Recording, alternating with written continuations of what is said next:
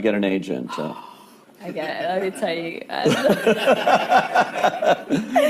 Talk about some name dropping, right? So I had a friend that at the time was good friends with Keenen Ivory Wayans, okay? And I got to meet Keenen, and we became very good friends. I ended up doing Low Down Dirty Shame with Keenen. Oh, sure, yeah. But I didn't have an agent. Peaches, as Peaches, yeah. right. I didn't have an agent yet. And I was like, you know, how am I was just going through, you know, the list of agencies, and I was like, I gotta get an agent. And so I literally called this one agent. Her name was Nancy Rainford.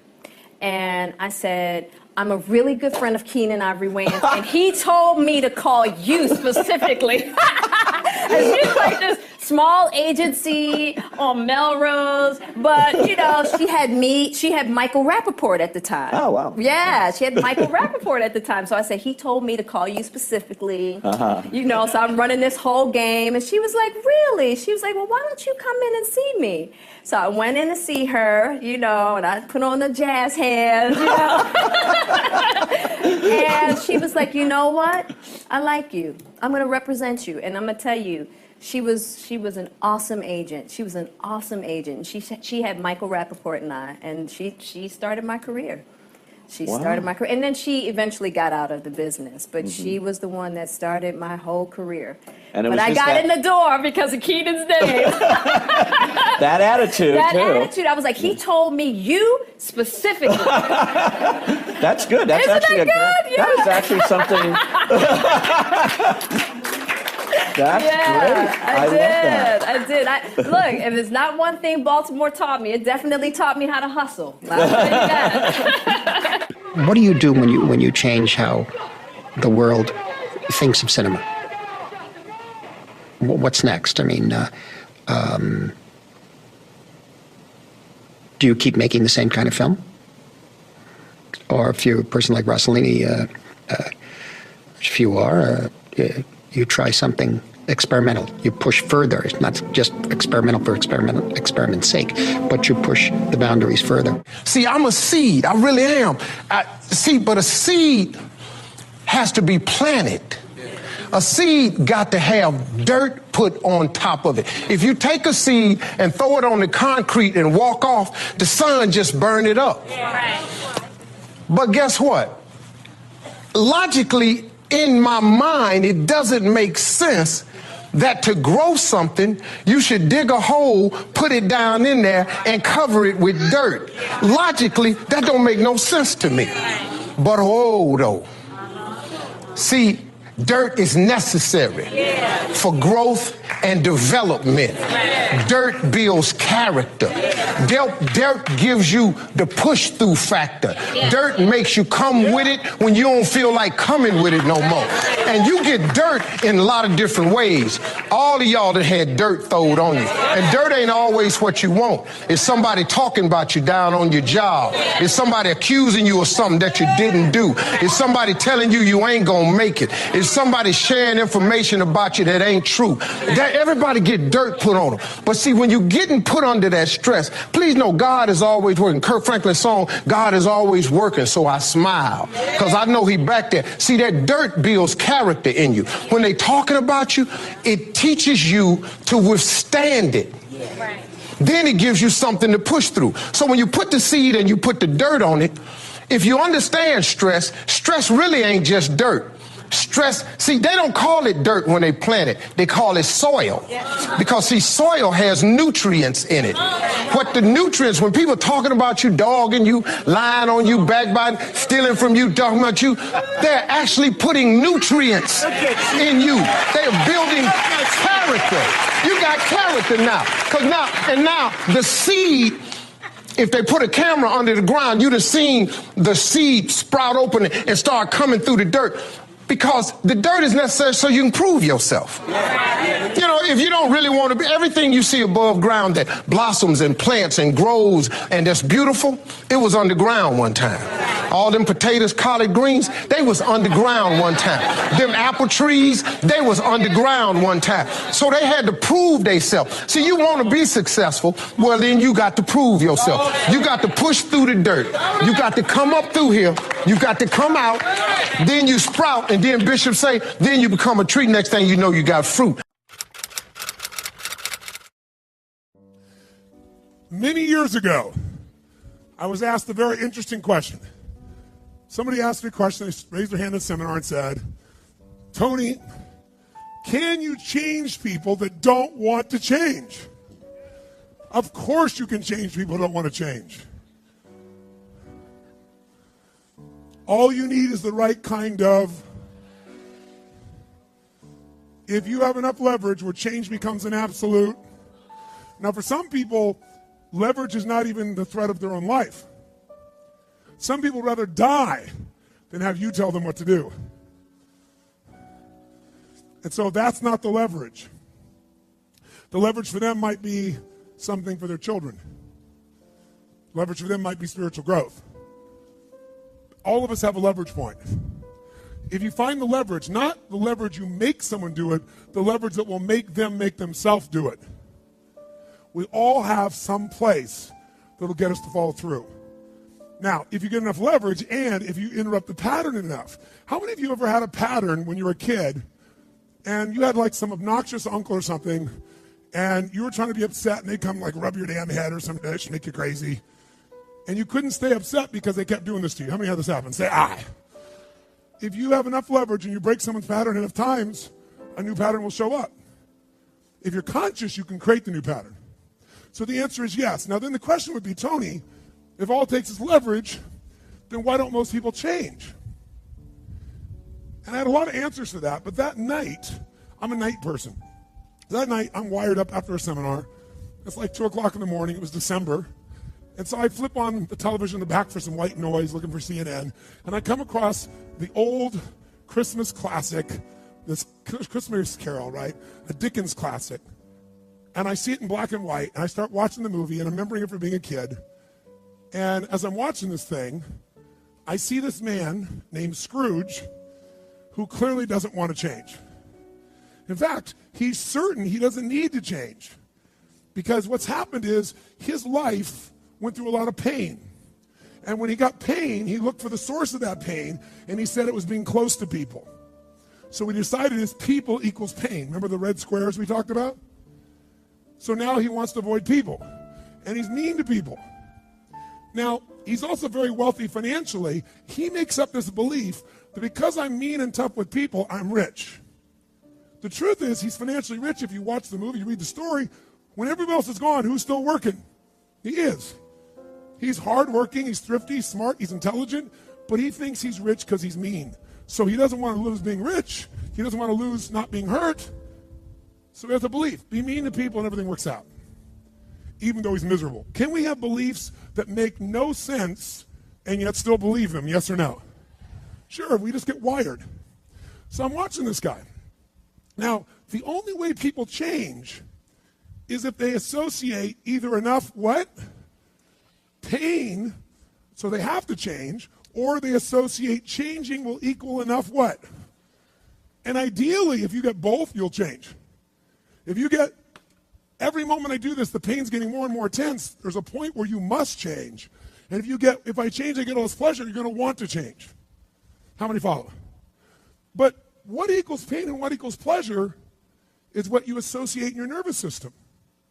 So what happens is, the only way you create change is changing what you link pain and what you link pleasure to in your nervous system, not just in your head, in your gut.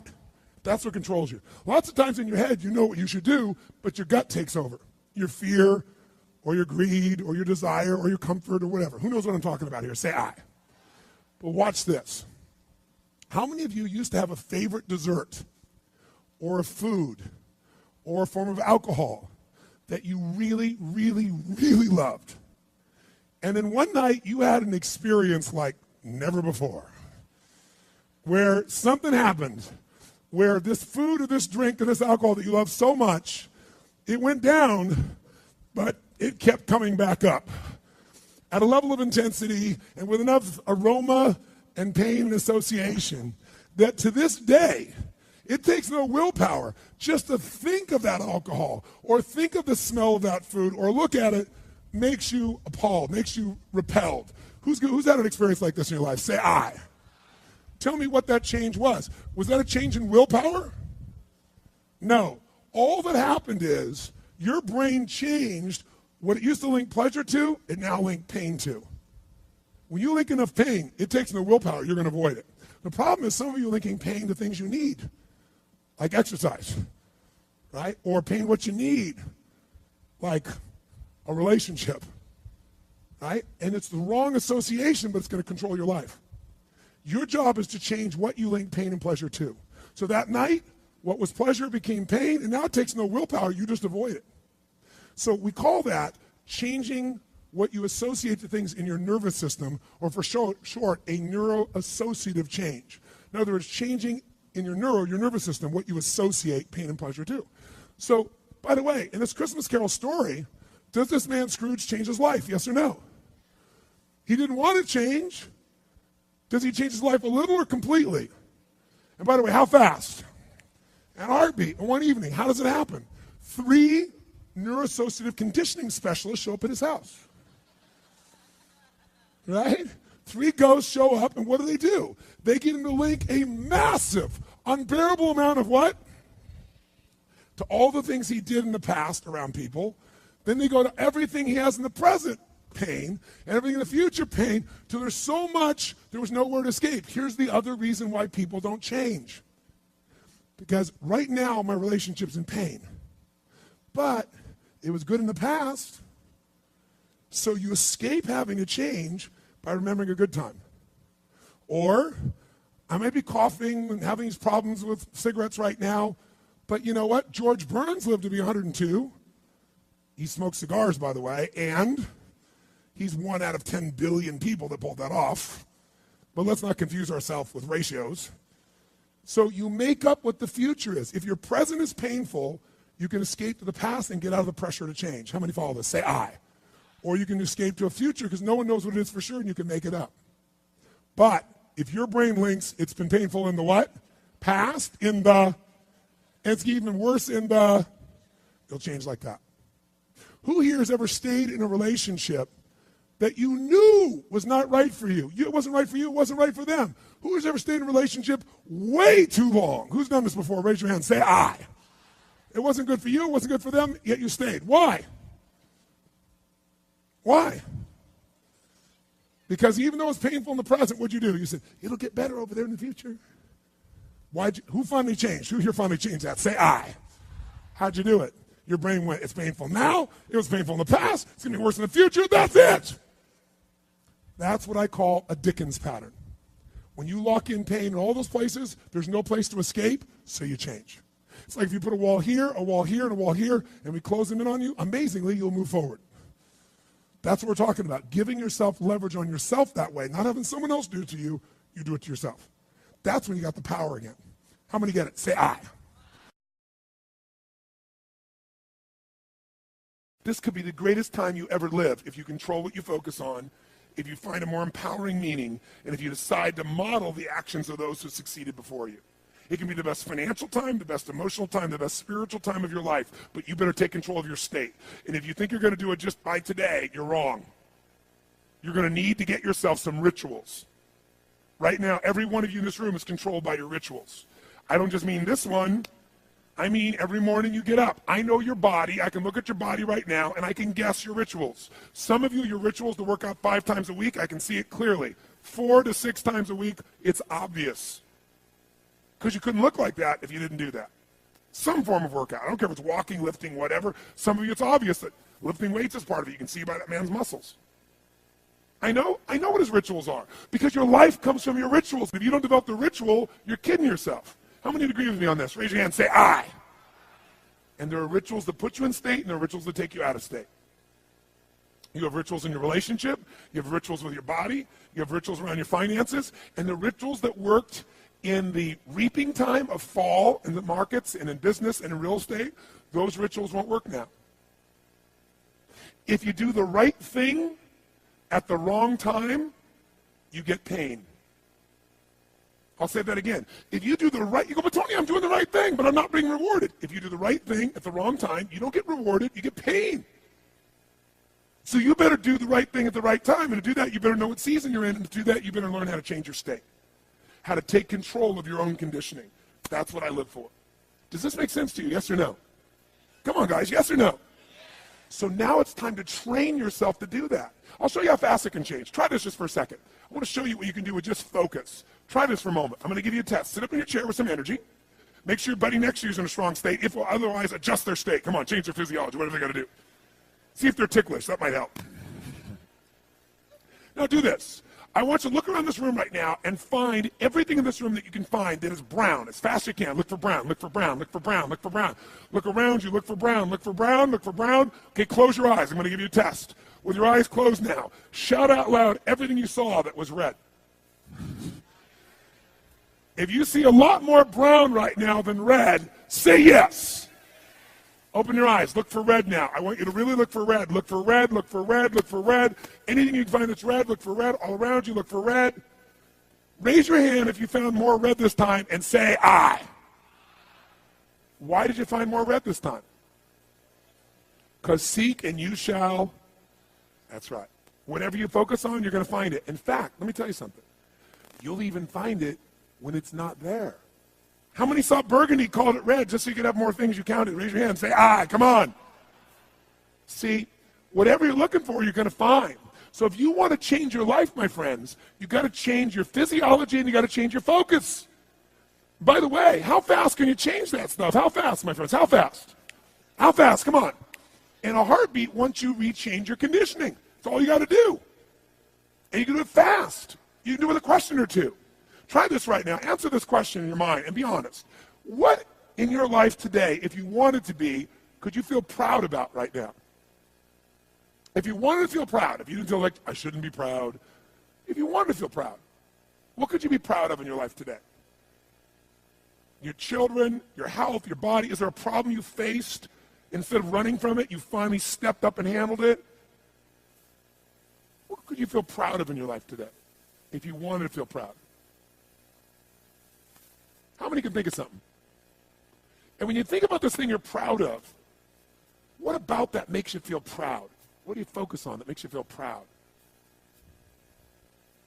How do you breathe when you really start to feel proud? What's the kind of look on your face that starts to happen when you let yourself feel proud?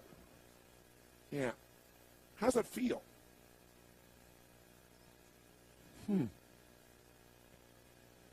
Think of another area of your life. Think of an area of your life that you're grateful for. Or if you go, I'm not grateful. If you wanted to be grateful, what's an area you could feel grateful for? What could you feel grateful for if you really wanted to feel grateful? How many can think of something you could feel grateful for? Let me see your hands. And what about that are you grateful for? What do you focus on that makes you feel grateful? How does it feel when you're really, truly feeling filled with gratitude?